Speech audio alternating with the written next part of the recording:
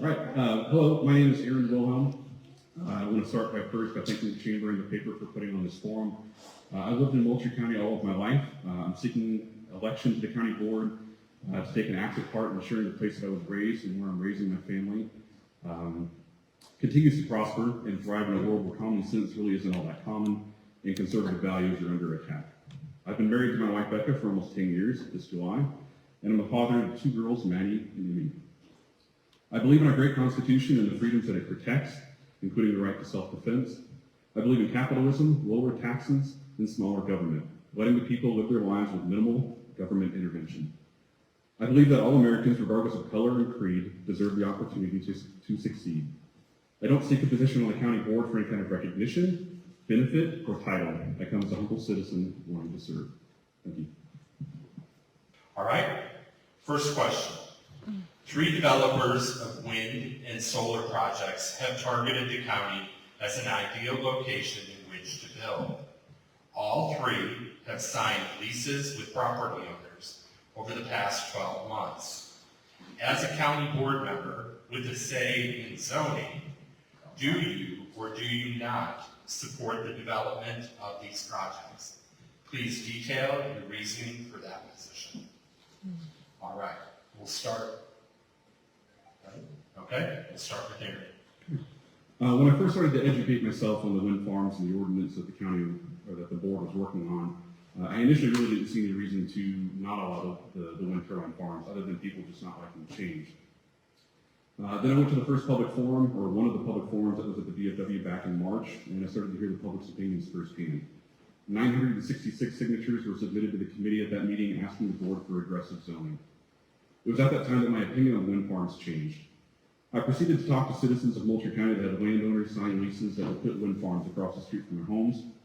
And the more I learned in my own research, I realized that the potential negatives outweighed the benefits, which was simply tax revenue. In 2013, Bill Mulvaney, the superintendent of schools for District 225 and 61 here in Illinois, wrote to the Vermilion County Board and said, "I've noticed that we've had some children in our district that appear to be having some medical issues related to the wind turbines. Headaches, lack of sleep, and jaw issues seem to be the most common. The students also complain about not being able to sleep due to sound issues. I'm proud to say that we live in a county where the health and quality of life of our children matter more than tax revenue that was being promised." In the last public forum that was held on April 25th at the high school commons, the county board chairman did a visual vote so the board could see the support for or against the farms. The News Progress reported that there were 73 people in attendance, though being there, it seemed like there were a lot more than that. When the vote occurred, 5 people stood up in support of the wind farms, with 2 of them being employees of RWE, one of the developers. 68 people then stood up against the wind farms. I want green energy to succeed, but I don't think that wind farms are the solution. I also don't think that massive solar farms should be something that should be explored. What I would like to see are citizens being able to put solar panels on their roofs, supplementing their own energy use, and then being able to sell any excess energy back to the grid to offset costs. Thank you. All right, your second question. In the past, Moultrie County has supported tourism efforts to promote the county as a destination for visitors. If elected, would you support tourism efforts and why? All right, we'll start with Aaron for 2 minutes. If elected, I would support tourism efforts to promote Moultrie County to visitors. The Illinois Department of Commerce and Economic Opportunity reported that 2018 visitors to the state spent $41.7 billion generating $3.3 billion in state and local tax revenue. It also reported that 342,300 jobs were supported by tourism during this time frame. Tourism is a huge opportunity for economic growth for our county, and tapping into its potential is worth the effort. An increase in tourism means more business for our small business owners. It means more folks employed over the summer, on the weekends, and any time in between. It means more tax revenue, which can then be used to help fund projects and other county needs. It's a cycle that if we can tap into, it can lead to great opportunities for the people of Moultrie County. Along with my support also comes the expectation of knowing what the money will be spent on ahead of time before any kind of positive vote to approve funding. Though I feel increasing tourism in our county can only be a good thing, the county board does have a responsibility to ensure that people's money is used responsibly and in a transparent manner. The county board's mission statement even states to responsibly administer the county's business in a fully disclosed, appropriate manner, and that is something that I take very seriously. Thank you.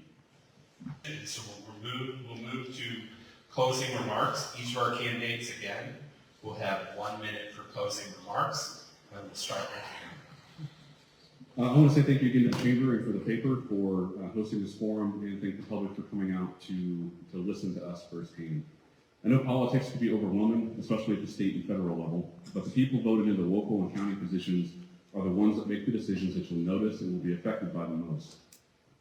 I hope my answers to the questions presented have given you a brief glimpse of my views and values and what to expect from me as a county board member. There were 3 other questions that could have been asked this evening. I have answers prepared to those and will post them on my Facebook page in a little bit.